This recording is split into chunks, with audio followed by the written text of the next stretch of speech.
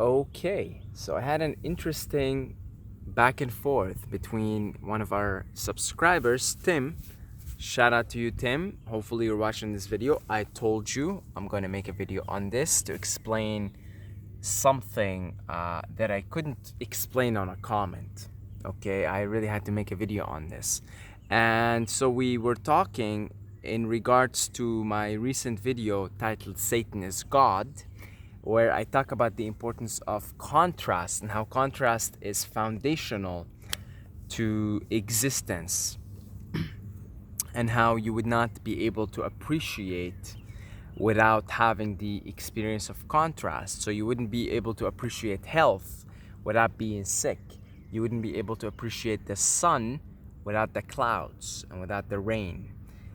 And so I talked in that video. I basically walked from the house to the field. If you have watched the video, and I sort of used the experience of being in a really busy, chaotic street, and a truck came over and got dust all over my eyes, and it's sort of overall an unpleasant experience to be, around noises, and a truck comes by and you've got dust all over your eyes, and it's not very pleasant.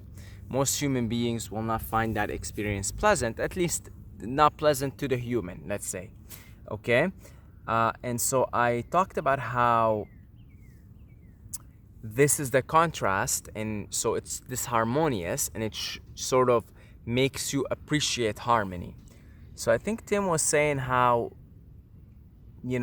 that's still a dualistic outlook on the whole situation, because everything is perfect and everything is harmonious. And so that truck is harmonious, all these sounds are harmonious, all the noise, and everything's perfect. And I have to agree with you, everything is perfect. And that was the point I made in that video. I said that everything is perfect. I said that that's what I was saying. I was saying that the contrast is perfect, that this is perfect. But where we differ in our views is that I still hold that the noises created by all this overpopulation and pollution and cars and all that noise, I still hold that that's disharmonious. I agree that in the grand scheme of things it's harmonious, because why else does creation exist but to experience everything and experience contrast? But I still do think that as far as the duality is concerned, that is disharmonious. So the story that I wanted to share with you, Tim, that I'm gonna obviously share with all of you guys here, is I'm really a big fan of Advaita Vedanta. It's an Indian school of thought, and it's pretty much the essence of Sanatana Dharma. Really, like, if you really want to get the meat and the butter of Sanatana Dharma, which is Hinduism, Buddhism, Jainism, Sikhism, Vedanta is a pretty good place to start. And it looks at everything from a non-dual perspective. So I heard Swami Sarva Priya Ananda, I think that's his name. You could go look him up on YouTube, Sarva Priya or Sarvi Priya Ananda. He's got a lot of cool videos on YouTube, right? I think the channel that you see his videos on is the Vedanta Society of Southern California, I believe. So just look that up, or go download the podcast Voice of Vedanta, and he's got amazing talks, and he's got nice, good sense of humor and good way of explaining things. So he was talking about devotion, bhakti yoga, devotion. Now, bhakti yoga, you devote yourself to a god, very dualistic, because you're making a distinction between me and someone else. Because if you are God, why would you need to worship somebody? Why would you need to pray to somebody, right? And bhakti yoga it's essentially, you pick a god that you resonate with, Krishna, Vishnu, whatever. I mean, Krishna, Vishnu, Krishna is an incarnation of Vishnu. You pick Shiva, you pick Rama, who's another incarnation of Vishnu. you pick Hanuman, you pick, I mean, whoever resonates with you, Kali, Ma Kali, really, it's up to you.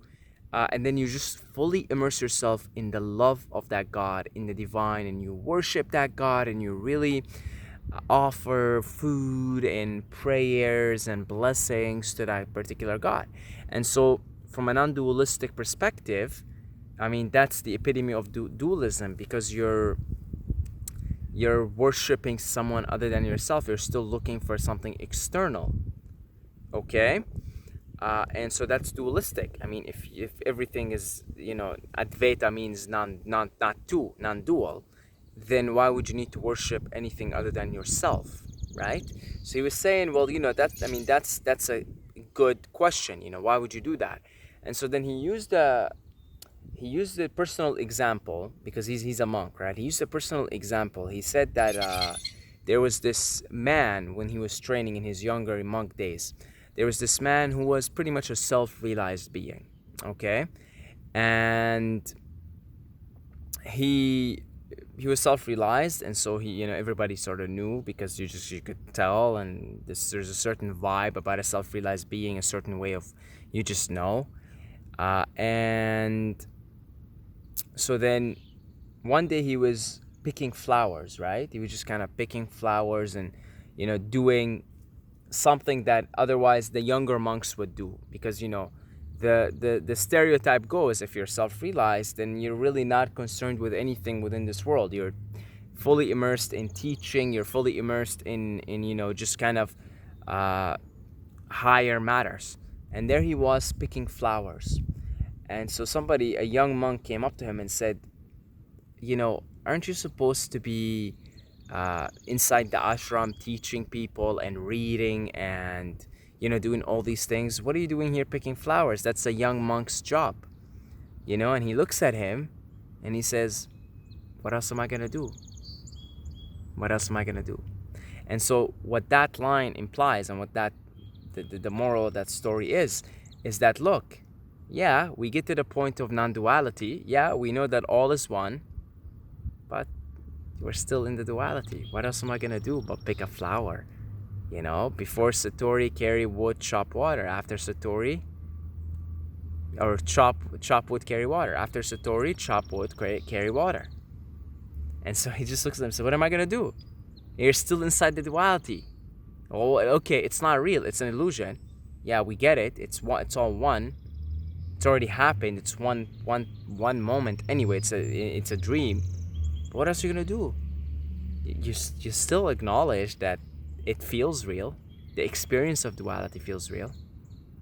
You still acknowledge that. And so that was an acknowledgement on that self-realized being's part. And so that sort of was the explanation for Bhakti Yoga, because Vedanta embraces Bhakti Yoga. Vedanta is about the mind, and it's about using your mind to achieve enlightenment, kind of thing, to achieve higher states. But still, it embraces devotion. It embraces that sort of devotional love and dedication to a deity or a god, which is dualistic by its nature. Okay, you're praying to something external. You're reaching out for something external. It still embraces it. And so that was sort of the explanation that the Swami Sarvapriyananda was trying to allude at, is that, look, the experience of duality still feels real. So then, from within the duality itself, from within the duality, there are all these clues that sort of show you the nature of the absolute, which is, it's non-dual. The absolute just is. It's pure awareness. I mean, look, the very fact that we're using words right now and communicating, the very fact that we were going back and forth, having a discussion in the comments, we're already deep into dualism, my friend. There is no way we could be in non-dualism while we're having a conversation, because it's non-dualism. It just is pure. It is, It's the Tao that can be spoken is not the true Tao. It's not the eternal Tao. That's the first line of the Tao Te Ching. So go figure, So the very fact that we're here discussing this with words, words are already dualistic. So here we are. We're using dualistic language to say everything is one, which is kind of absurd, but that's why you have to acknowledge that we're living in a dualistic, that it appears to be real, that this duality appears to be real. And like that self-realized being said, what else am I gonna do? What else am I gonna do? I still gotta carry water, chop wood. So then, the clues from within, there are clues from within the duality that point you to the true nature, the essence of that non-dual essence that animates through everything, that is imagining all this dream, the duality. And so you could, from within the duality, have those clues. So we talked about how, the sun is a pure being. So if you're in the presence of the sun is duality. I mean, everything that is finite is from within the duality. So the sun, it has a birth date and has a death date. Okay, it's going to die in, say, 7 billion years. So it's duality still. But through the sun, if you try sun gazing, sunbathing, and just contemplating on the sun, use mantras, Aditya, Hridayam, Punyam, Sarvshatnu Binashanam, which means all evil shall vanish from he who keeps the sun in his heart, in her heart. So you use the duality, you use things in the duality, because within the duality there are these pure beings that sort of remind you of who you are, the absolute, your true nature. Finite they may be, in duality they may be, but nevertheless, they're as pure as you can get from within the duality. So then, of course, if you say hang around somewhere beautiful, nature, raw, untouched, yeah, you're much more likely to, let's say, become non-dual, become that pure awareness in such a place. So you're using the duality to go beyond the duality, essentially. You're much more likely to find that place inside of you, that experience of non-duality, because it's an experience, than, say, hanging around in the middle of Manhattan. It's also possible to find that place inside of you in the middle of Manhattan, but often, once you've found the way it often happens, and there's no one way, because there's an infinite number of ways for this to happen, for this experience of non-duality, of isness, of oneness. But usually people who are able to sit in the middle of Manhattan and maintain that state of awareness are people who have gone way outside of society, somewhere pure within the duality, and found that state and made it permanent. And now wherever they go, they bring that state of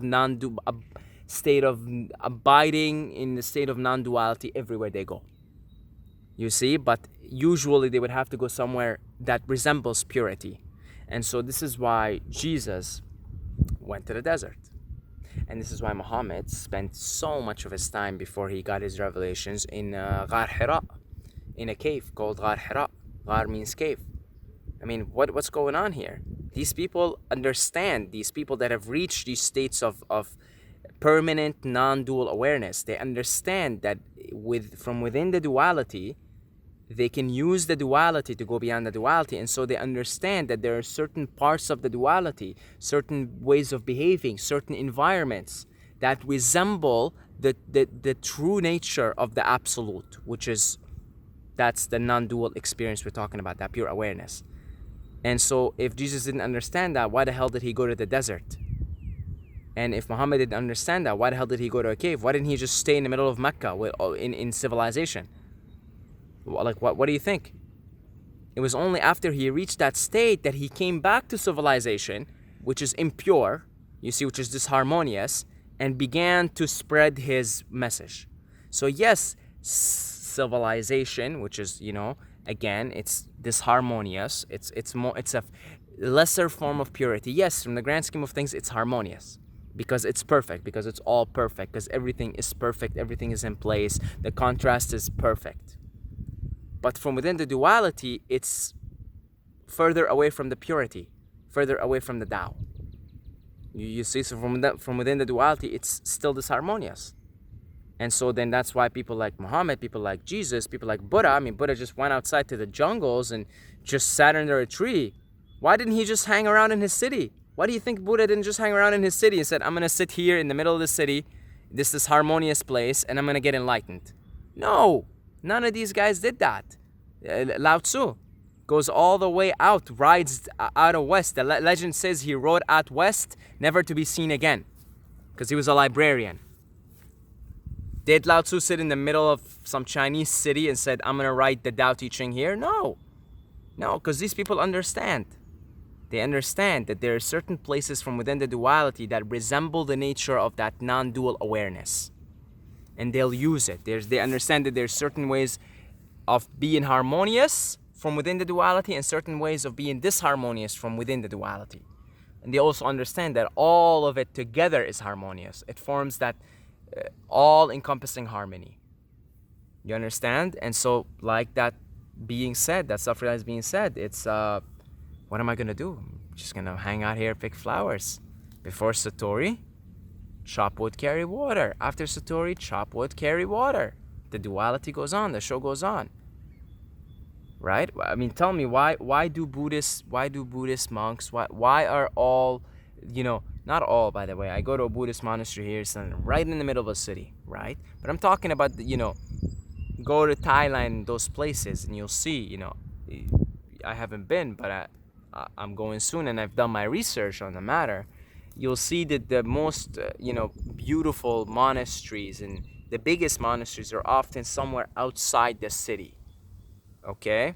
Because then again, these people understand that we have to align ourselves in a harmonious way, and often these monasteries are sort of on a mountain or somewhere pure that resembles purity. They understand that all is one. They understand that all is perfect, and they also understand that, okay, look, not like duality is inescapable. The experience of duality is inescapable.